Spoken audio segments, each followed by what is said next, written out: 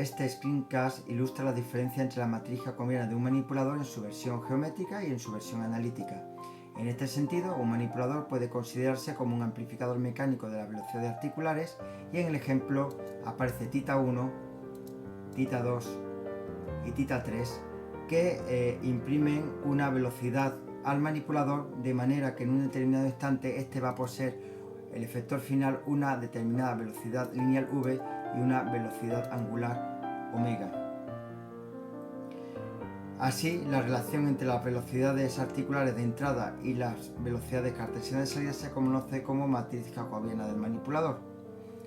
Este modelo, desde el punto de vista matemático, indica que los vectores de velocidades lineales y angulares omega del efector final a la izquierda resultan de multiplicar la matriz que aparece en el centro por el vector de velocidades articulares representado más a la derecha de la imagen.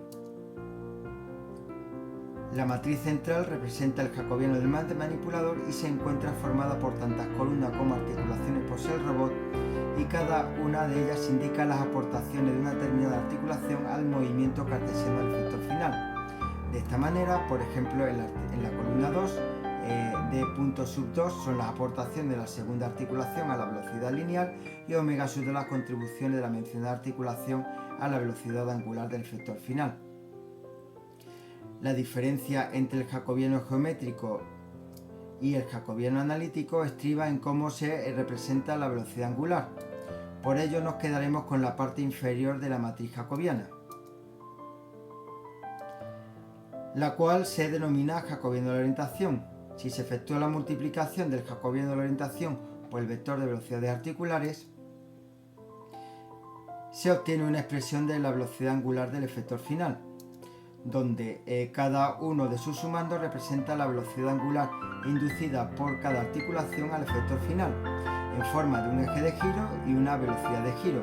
Así, en el ejemplo, el primer sumando genera el eje de giro verde, el segundo el naranja y el enésimo el eje de giro azul.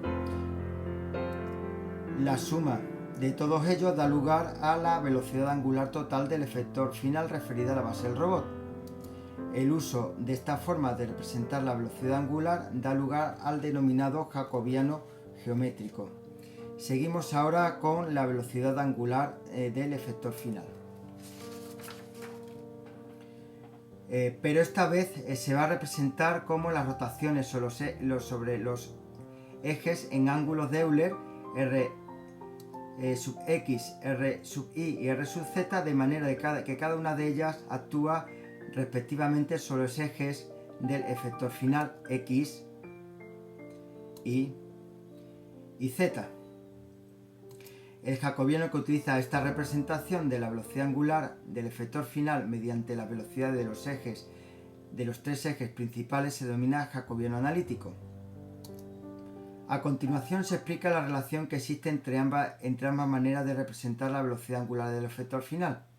Así, en primer lugar, se efectúa la rotación R sub z sobre el eje z,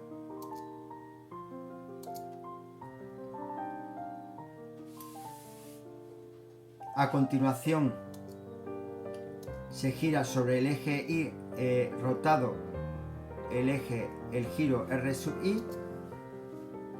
y finalmente se ejecuta el giro R sub x sobre el eje x del sistema doblemente transformado debido a los dos giros anteriores. De esta manera, aquí se muestra el sistema resultante de aplicar los tres giros. Recapitulando, se ha girado sobre el eje z del sistema original, a continuación sobre el eje y del sistema transformado y para terminar sobre el eje x del sistema doblemente transformado. El problema es que estos tres ejes de giro no resultan ortonormales, como se observa al introducir en la figura la retícula. Con el objeto de transformar este jacobiano analítico en el geométrico correspondiente, se deben utilizar las proyecciones de los tres ejes de giro sobre el sistema inicial de referencia. El giro sobre el eje R sub z no requiere la transformación alguna, ya que resulta coincidente con el sistema inicial. En vez de utilizar el giro R sub i, este se sustituirá por sus proyecciones en verde sobre el sistema original. E igualmente se procederá de la misma forma con el eje de giro R sub x. De esta manera, los tres ejes de giro R sub x, R sub y y R sub z coincidirán con los ejes del sistema principal, y la suma de los componentes de las proyecciones mostradas anteriormente dan las contribuciones sobre el eje z, sobre el eje y y sobre el eje x.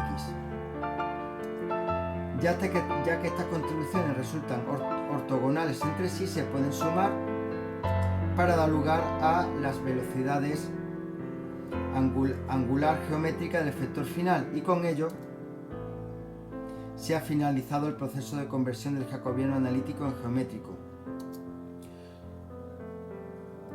Con esto finaliza este screencast dedicado al concepto del jacobiano geométrico versus analítico.